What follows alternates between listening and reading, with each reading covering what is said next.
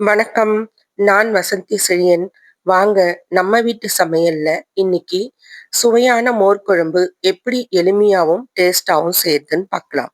இதுக்கு தேவையான பொருள் பார்த்தீங்கன்னா, 1/2 டீஸ்பூன் கடலைப்பருப்பு, 1/2 டீஸ்பூன் துவரம் பருப்பு, 1/2 டீஸ்பூன் பச்சரிசி. இத 1 மணி நேரம் முன்னாடி ஊற வச்சிருக்கேன். ஒரு சில்லு தேங்காய், சீரகம், பச்சை மிளகாய். இது இது எல்லாத்தையும் மிக்ஸியில ஒண்ணா நான் எத அரைச்சாலும் ரொம்ப மைய அரைக்க மாட்டேன். கொஞ்சம் கொரகொரப்பா, அதாவது ஒரு 90%க்கு அரைச்சுக்கோங்க.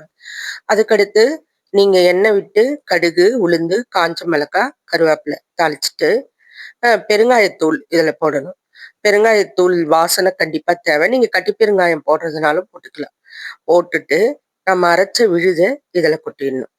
கொட்டிட்டு நல்லா வதக்கணும்.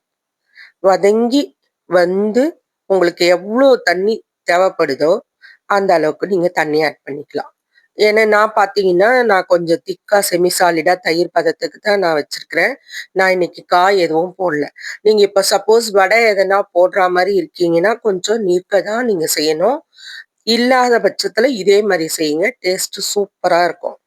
அதுக்கப்புறமா இது கொதி வர ஆரம்பிக்கும் பொழுது நம்ம இதுல மிக்சியில ஒரு ஓட்டுன தயிர், இல்லைன்னா நீங்க அடிச்சு வச்சுக்கோங்க கையில. அந்த தயிர் கலவைய இதுல ஆட் பண்ணணும். மஞ்சத்தூள் நான் தயிர்லயே போட்டதுனால போடல. நீங்க தனியாவும் போட்டுக்கலாம். அவ்வளவுதான். போட்டுட்டு உங்களுக்கு எந்த அளவு திக்னஸ் வேணுமோ அந்த அளவுக்கு தண்ணி ஆட் பண்ணிக்கோங்க. இதுல பாத்தீங்கன்னா உப்பு உங்களுக்கு தேவையான அளவு போட்டுக்கோங்க. கொதி வரக்கூடாது. இது தயிர் ஊத்திட்ட பிறகு நுரை மட்டும்தான் கட்டணும்.